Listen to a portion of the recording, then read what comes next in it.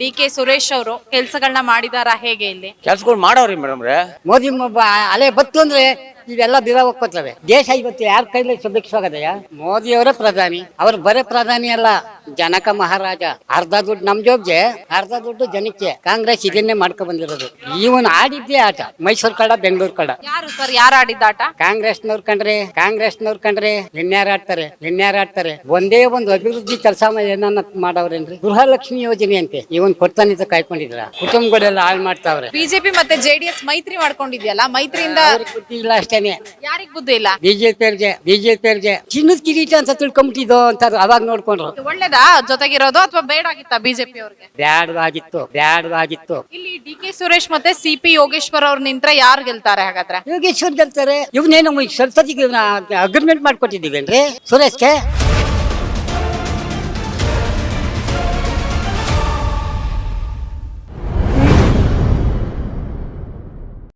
Sir, ಈಗ elections ಬರ್ತಾ ಇದೆ, ಯಾವ ಪಕ್ಷದವ್ರು ಸಂಸದರಾಗಬೇಕು ಸರ್ ನಿಮ್ಗೆ? ಮೇಡಮ್ನವ್ರೆ, ಈಗ ಹುಡುಗರುಗಳು ಒಂದು ಹುಡುಗ ಒಂದು ಮನೇಲಿ ಇದ್ರೆ ಯಾವ್ದೋ ಒಂದು ಕೆಲಸ ಕೊಟ್ರೆ ಅವ್ನ ಕೈಗೆ ಮನೆ ಸಂಸಾರ ಸಾಕ್ತಾನೆ. ಯಾರು ಯೂತ್ ನಡೀತಾರೋ ಮುಂದಿನ ಒಂದು ಹತ್ರದ ನೋಡಬಾರ್ದು, ಮುಂದಿನ ಗುರಿ ಇಟ್ಕೊಂಡು ಯಾರು ಹುಡುಗರನ್ನ ಯುವಕರನ್ನ ಒಂದು ಮನೇಲಿ ಯಾರು ಒಂದು ಹುಡುಗ ನಿರುದ್ಯೋಗಿದ್ದಾನೆ ಅವನಿಗೆ ಕೆಲಸ ಕೊಟ್ಟು ಅವನ್ನ ಪ್ರೋತ್ಸಾಹಿಸುವಂಥ ಕೆಲಸ ಯಾರು ಮಾಡ್ತಾರೋ ಅವ್ರನ್ನ ಜನ ಕೈಲಿ ಹಿಡಿತಾರೆ. ಯಾರು ಮಾಡ್ತಾರೆ ಸರ್? ಯಾರು?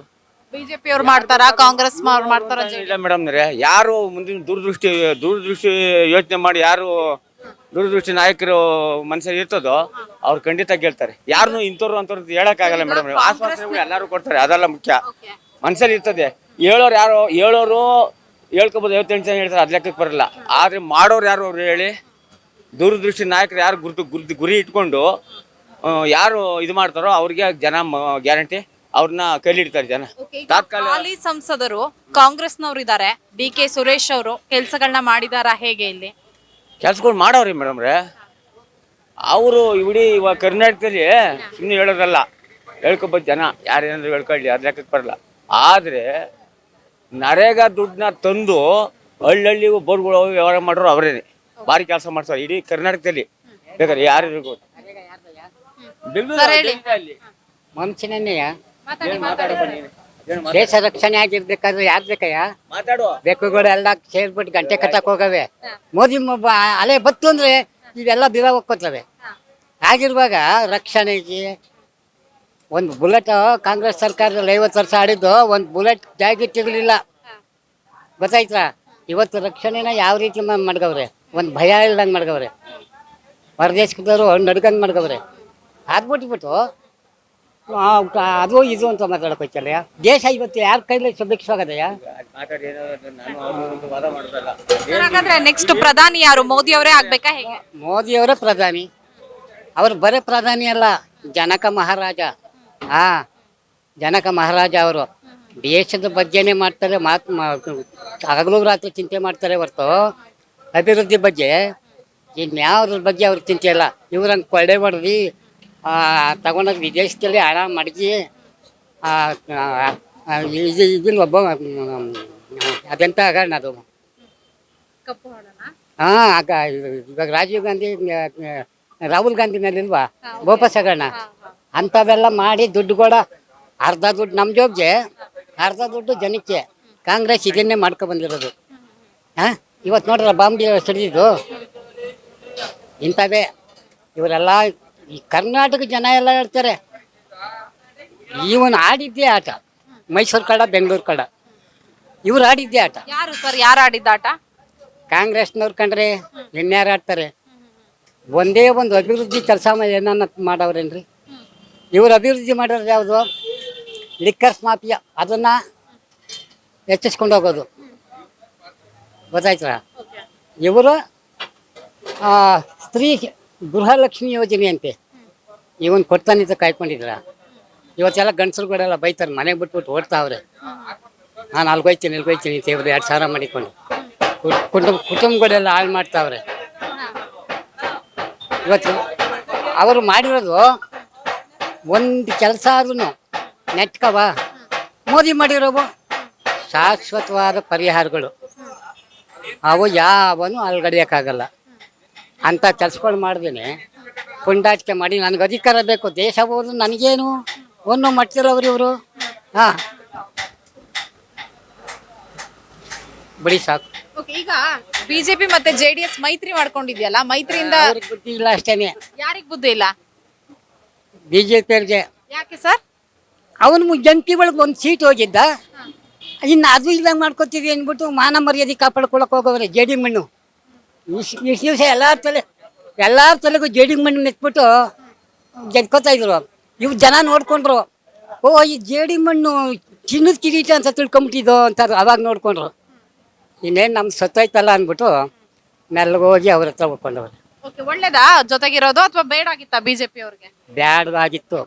ಇವ್ರಿಗೇನು ಯಾವ ಹಂಗಿಲ್ದಂಗೆ ಸರ್ಕಾರ ರಚಿಸ್ಬೋದಾಗಿತ್ತು.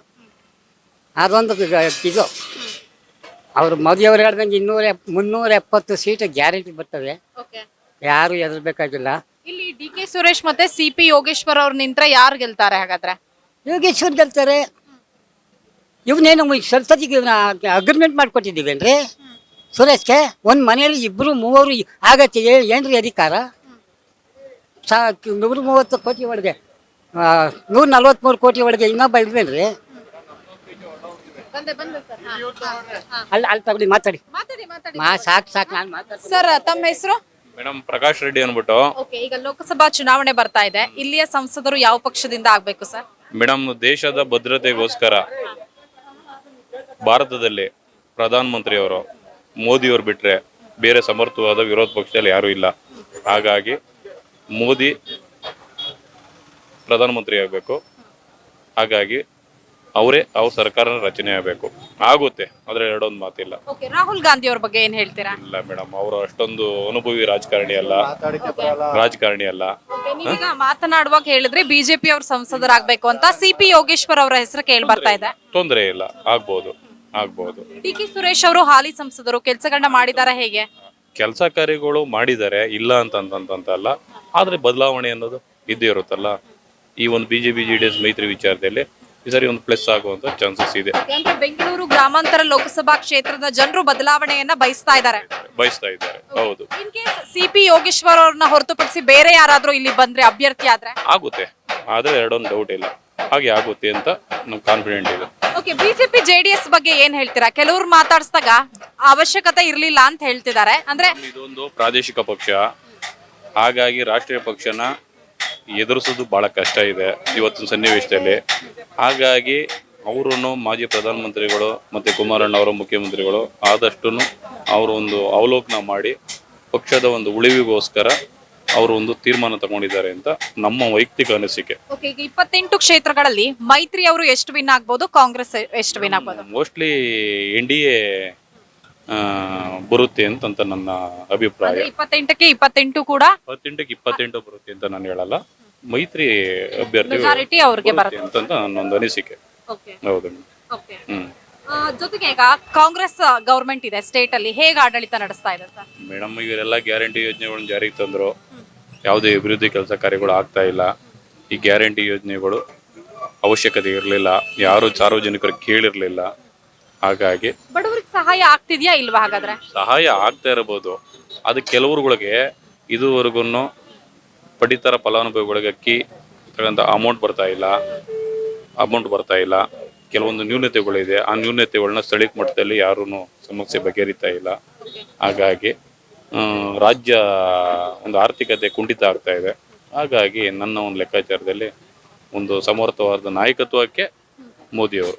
ಓಕೆ, ಬಿಡದಿ ಅಭಿವೃದ್ಧಿ ಆಗಿದ್ಯಾ ಹೇಗೆ ಸರ್? ಏನಾದ್ರೂ ಸಮಸ್ಯೆಗಳಿದ್ಯಾ ಇಲ್ಲಿ? ಅಭಿವೃದ್ಧಿ ಆಗಿದೆ, ಇನ್ನೂ ಜನಸಂಖ್ಯೆ ಜಾಸ್ತಿ ಆಗ್ತಾ ಅಭಿವೃದ್ಧಿ ಕೆಲಸ ಕಾರ್ಯಗಳು ಆಗ್ಬೇಕು. ಅದು ನಿರಂತರವಾಗಿ ನಡೀತಾ ಇರುತ್ತೆ.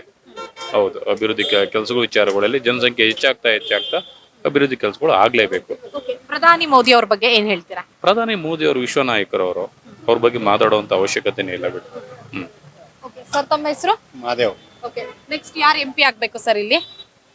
MP ಯಾರೇ ನಿಂತರೂ BJP ಇಂದಾನೆ ಆಯ್ತಾ ಇರ್ಬಿಟ್ರೆ. ಓಕೆ, ಯಾಕೆ ಸರ್ BJP ಇಂದ? ಕಾಂಗ್ರೆಸ್ ಯಾಕೆ ಬೇಡ? ಮೋದಿ ಮುಖ ನೋಡ್ತಾರೆ ಜನ. ಓಕೆ, ಮೋದಿ ಮುಖ ನೋಡ್ಕೊಂಡು ಜನ ಓಟ್ ಹಾಕ್ತಾರೆ. ಈ ಸತಿ ಮೋದಿಯವರೇ ಬೇಕು ಅಂತ ಜನ ಭಾವಿಸವ್ರೆ. ಅದು ಸಕ್ಸಸ್ ಆಯ್ತದೆ. ಓಕೆ, ಈಗ ಮೈತ್ರಿ ಅಭ್ಯರ್ಥಿಯಾಗಿ ಸಿಪಿ ಯೋಗೇಶ್ವರ್ ಅವರ ಹೆಸರು ಕೇಳಿ ಬರ್ತಾ ಇದೆ. ಅವ್ರು ನಿಂತ್ಕೊಂಡ್ರು ಆಯ್ತದೆ, ಮಂಜುನಾಥ್ ಅವ್ರು ನಿಂತ್ಕೊಂಡ್ರು ಆಯ್ತದೆ, ಯಾರು ನಿಂತ್ಕೊಂಡ್ರು ಒಟ್ಟಿನಲ್ಲಿ ಈ ಸತಿ ಬಿಜೆಪಿನೇ ಇಲ್ಲಿ ಬರೋದು. ಯಾರೇ ನಿಂತರೂ ಕೂಡ ಬೆಂಗಳೂರು ಗ್ರಾಮಾಂತರದಲ್ಲಿ ಮೈತ್ರಿನೇ ವಿನ್ ಆಗತ್ತೆ. ವಿನ್ ಅದೇ ಆಗೋದು. ಓಕೆ, ಮೋದಿ ಮಕ್ಕ ನೋಡ್ತಾ ಇದ್ದಾರೆ ಜನ. ನಾವು ಪಕ್ಕ JDS ನವರೇ, ಇಲ್ಲ ಅಂತ ಏನಲ್ಲ, ಆದ್ರೂ ಮೋದಿ ಮಕ್ಕ ನೋಡ್ತಾ ಇದ್ದಾರೆ. ಕೆಲವು ಜೆಡಿಎಸ್ ಕಾರ್ಯಕರ್ತರು ಹೇಳ್ತಾ ಇದ್ರು ಸರ್, ಮೈತ್ರಿ ಅವಶ್ಯಕತೆ ಇರ್ಲಿಲ್ಲ, ಯಾಕಂದ್ರೆ ನಾವು ಕಾಂಗ್ರೆಸ್ ಜೊತೆ ಕೂಡ ಮೈತ್ರಿ ಮಾಡ್ಕೊಂಡಿದ್ವಿ. ಸೊ ಈಗ ಇಲ್ಲಿ ಪಕ್ಕದಲ್ಲಿ ಬೆಳಿತಾರೆ, ಕರ್ಕೊಂಡ್ ಬೆಳೆಸ್ತಾರೆ, ಗಿಡ ನೆಡ್ತಾರೆ, ಮ್ಯಾಲ್ಕೆ ರಕ್ಕೆ ಬಂದಟ್ಕೆ ಓಡೈತಾರೆ. ಇವ್ರು ರಕ್ಕೆ ಮುರಿದಂಗಾಯ್ತದೆ. ಜೆಡಿಎಸ್ ಅಂತ ಅಲ್ಲ, ಎಲ್ಲಾ ಪಕ್ಷದಲ್ಲೂ ಇದೆ ಪಕ್ಷಾಂತರ ಅನ್ನೋದು. ಪಕ್ಷಾಂತರದ ಬಗ್ಗೆ ಏನ್ ಹೇಳ್ತೀರಾ? ಅವರು ಸಿಕ್ಕಾಬಿಟ್ಟೆ JDS ನವ್ರಿಗೆ ತೊಂದರೆ ಕೊಟ್ರು. ಎಲ್ಲ ದೊಡ್ಡವರಾದ್ಮೇಲೆ ಅವ್ರನ್ನ ಕರ್ಕೊಳ್ಳೋದು, ತಿರ್ಗಾ ಪಕ್ಷನ ಹಾಳು ಮಾಡೋದು, ಈ ತರ ಎಲ್ಲ ಮಾಡಿ ಮಾಡಿ ಮಾಡಿ ಅವ್ರು ಮಾಡ್ಕೊಂಡಿರೋ ಸರಿ. ನಮ್ಗಂತೂ ಇಷ್ಟ ಆಯ್ತು. ಪಕ್ಷಾಂತರ ಒಳ್ಳೇದಾ ಕೆಟ್ಟದ್ದ ಸರ್? ಒಳ್ಳೇದೇ, ಅವ್ರಿಗೆ ಮಾಡ್ಕೊಂಡಿರೋದು ಒಳ್ಳೆ. ಯಾಕಂದ್ರೆ ಮೋದಿ ಅಲ್ಲ, ಪಕ್ಷಾಂತರದ ಬಗ್ಗೆ ಕೇಳಿದೆ. ಒಂದು ಪಕ್ಷದಿಂದ ಇನ್ನೊಂದು ಪಕ್ಷಕ್ಕೆ ಹೋಗೋದು, ಟಿಕೆಟ್ ಸಿಗಲ್ಲ, ಅಧಿಕಾರ ಸಿಕ್ಕಿಲ್ಲ ಅಂತ. ಅದ್ ಮಾಡಬಾರ್ದು. ಒಂದ್ ಪಕ್ಷದಲ್ಲಿ ಇರ್ತೀವಾ, ಅದು ತಾಯಿ ಮನೆ ಇದ್ದಂಗೆ. ಈಗಿನ ರಾಜಕಾರಣಿಗಳಲ್ಲಿ ಸಿದ್ಧಾಂತ ಅನ್ನೋದು ಇದೆಯಾ ಇಲ್ವಾ ಸರ್? ವಲಸಾಗ್ಬಿಟ್ಟಿದೆ, ರಾಜಕೀಯನೇ ವಲಸಾಗ್ಬಿಟ್ಟಿದೆ. ಇಲ್ಲಿ ತಿಂತಾರೆ, ಅಲ್ಲಿ ಹೋಗಿ ಇನ್ನೊಂದು ಹೋಟ್ಲಲ್ಲಿ ತಿಂತಾರೆ, ಹಂಗಾಗ್ಬಿಟ್ಟೈತೆ. ಈ ಹೋಟ್ಲಲ್ಲೂ ತಿಂತಾರೆ, ಆ ಹೋಟ್ಲಲ್ಲೂ ತಿಂತಾರೆ, ಇಲ್ಲೊಂದು ಹೇಳ್ತಾರೆ, ಅಲ್ಲೊಂದು ಹೇಳ್ತಾರೆ. ಎದ್ದೆ ತುಂಬಾ ಇಡ್ತಾರೆ, ಯಾರು ದುಡ್ಡು ಕೊಡ್ತಾರೆ ಅವ್ರಿಗೆ ಹೋಯ್ತಾರೆ. ಓಟ್ ಹಾಕ್ತವ್ರೆಲ್ಲ ಹಾಳಾಗ್ ಹೋಯ್ತವ್ರೆ. ಈ ಅಕ್ಕಿ ಕೊಡ್ತಾ ಇರೋದು ಅದೆಲ್ಲ ಬಡವ್ರ ಬಗ್ರು ಪಾಪ ಸಿಗ್ತಾನೆ ಇಲ್ಲ, ಚೆನ್ನಾಗಿರೋರಿಗೆ ಸಿಗ್ತಾ ಇರೋದು. ಬಡವ್ರು ಅದ್ ನಿಂತು ಮಾಡಿಸ್ಕೊಳಕ್ ಆಗೋದಿಲ್ಲ. ಅವರು ಪಾಪ ಆಯ್ತಾರೆ ಓಡಾಡಿ, ಇವ್ರೆಲ್ಲೋ ಇದು ಯಾರಿಗೋ ಫೋನ್ ಮಾಡಿ ಮಾಡಿಸ್ಕೋತಾರೆ. ಬರ್ತಾ ಇರೋದೇ ಚೆನ್ನಾಗಿರೋರ್ಗೆ ದುಡ್ಡು, ಬಡವ್ರಿಗೂ ಒಂದು ಏನು ಪ್ರೋತ್ಸಾಹ ಬರ್ತಾ ಇಲ್ಲ. ಪಾಪ ಬಡವ್ರಾಗೆ ಉಳಿದ್ಬಿಟ್ಟವ್ರೆ. ಸದ್ಯ ಬಿಡದಿಯಲ್ಲಿ ಹೇಗಿದೆ ರಾಜಕೀಯ ಲೆಕ್ಕಾಚಾರ ಎಲ್ಲ? ಯಾವ ಪಕ್ಷದ ಪರವಾಗಿ ಇದೆ? ಇಲ್ಲಿ ಇದೆ, ಅದು ಎಲ್ಲ ಪಕ್ಷನೂ ಇದೆ, ಇದ್ರೂ ಬಿಜೆಪಿ ಕಡೆನೆ ವಿನ್ ಆಗುತ್ತೆ. ಅಂದ್ರೆ ಮೋದಿ ಅಲೆ ಕರ್ನಾಟಕದಲ್ಲಿ ಇದೆ ಅಂತ ಹೇಳ್ತಿದ್ದೀರಾ? ಅದು ಎರಡೊಂದು ಮಾತೇ ಇಲ್ಲ. ಮೋದಿ ಮಕ್ಕ ನೋಡ್ತಾ ಇದ್ದಾರೆ, ಮೋದಿ ಮಕ್ಕ ನೋಡ್ಕೊಂಡು ಓಟ್ ಹಾಕ್ತಾರೆ.